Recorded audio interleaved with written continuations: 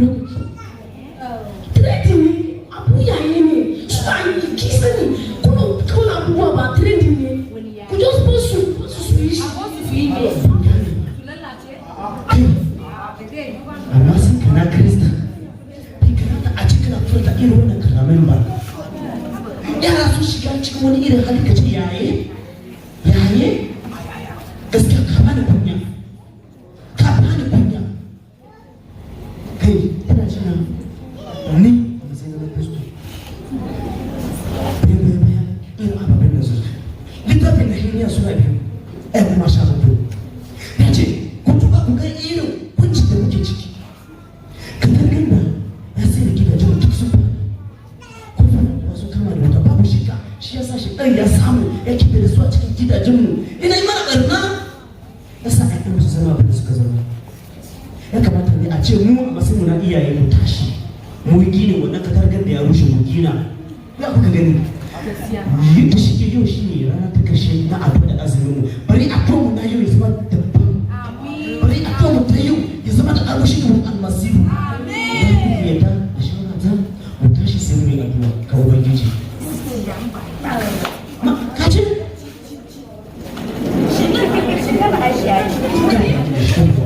yanzu so su mu ne ni addu'a tun da abu ɗaya ɗan mu tun da kai ya zuwa ɗaya ɗan mu bari Allah ya aiko da ruwa da ya musu ya zai musu ziyara yanzu ya kunce su da halin ga ya cika su ne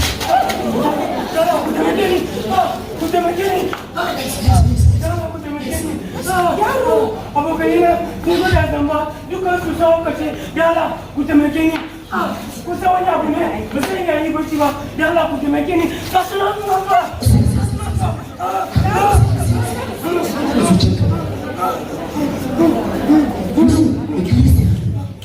kana wurin almasihu kaji babu zai faru wato kun gani dai ya ci ya shiga ake yin zamba wato yawo yana sai ya kuɗi ƙarfi da yaji suna su haukaci amma da shi iyaye suna addu'a da azumi a gida Allah ya bashi iko ya bashi dama ya iya samu ya gudu su wannan ka sha ko iya waje ne ko kuma wani shi ne addu'a da iyaye suke yi ne sha sa kaga sauran su haukace ba sai su dawo gida ba shi ma Allah ya tafi shi ya gudu su wannan yanzu mu yi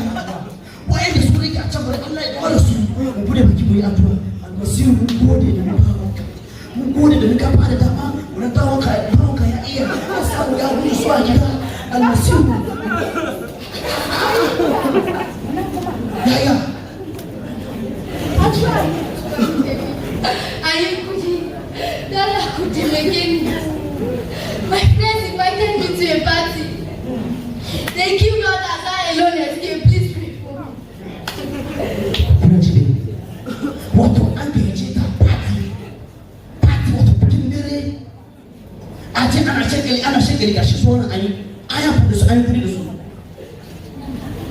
ita kuma Allah ya taimake ta ba ta dama ta gudu ta dawo shi yasa yau suka take jin labarin cewa ai an gaggawa a can ba kai ba kunni ba nono ba kafa an ci jire ba nan mutu ayi kudi da shi saboda me ko da yi ya kamata a ce mata ƴaƴan mu yanzu su biya hankali zama da bakin mu da bakin musu almasihu mu ci da mu gwada da wayan nan ba wanda da kayyata su samu su gudu sun da ka taimake ba zai na nufashi ba ina mutuwa sai na tuna jikin munana ne ina so Allah ya dawo da ni wato da shi ake yi ke ta yi ta tunda yanzu dai ya tuna cikin shi na almasihu ne bayan ya kusa mutuwa ka gani dai na san da za a iya yi suna cewa ka bari ya ki an yi da shi ya bari ya ki na rasa da haka ya kusa mutuwa har tashi ta zama ki bayan ba shi da kyau ya tuna cewa cikin shi na almasihu ne gashi ya dawo a ce da bar shan giya ka bar shan giya ka bar yin wannan ka bar wancan ina gashi nan dai a bakin mutuwa da yanzu kasan cewa Allah yana da muhimmanci mu musa addu'a almasihu mu ce maka mun gode da mu ne baraka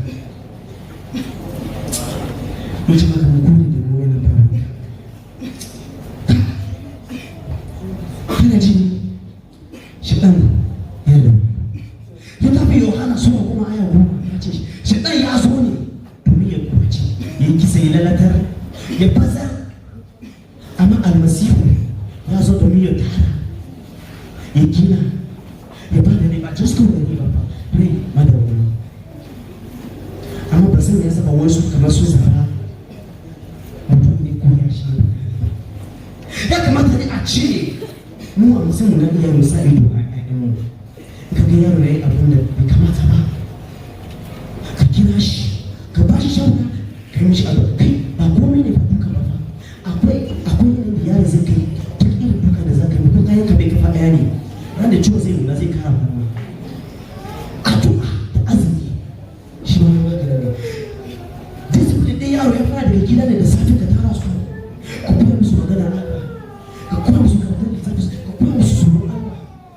ka yi musu hukunci tare da kauna. Muna ci so zamanin nan abubuwan da suna faruwa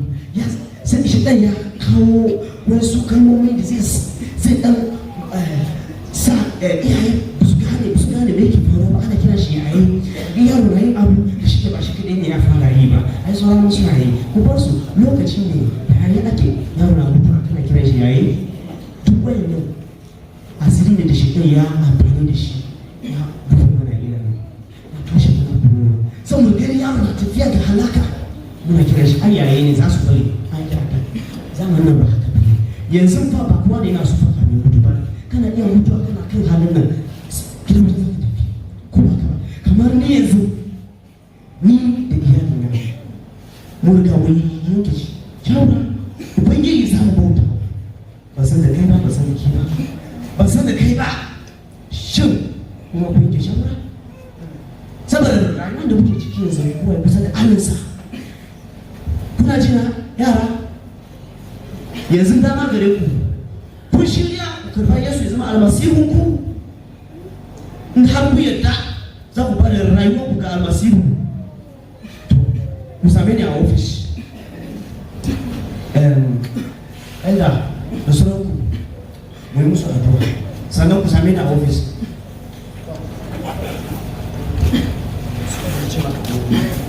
Mun gode domin wannan dama da ka bamu kai da ƴaƴan sun dawo rai da lafiya, bari waɗanda suna ma abincin Allah almasihu ka yi musu ziyara ka sa su duba su gane cewa kana so su ka yi amfani da su zama da amfani ga al'umma ma a wurinka, bari sunan kankane ya samu doka ka ku sami na ofis.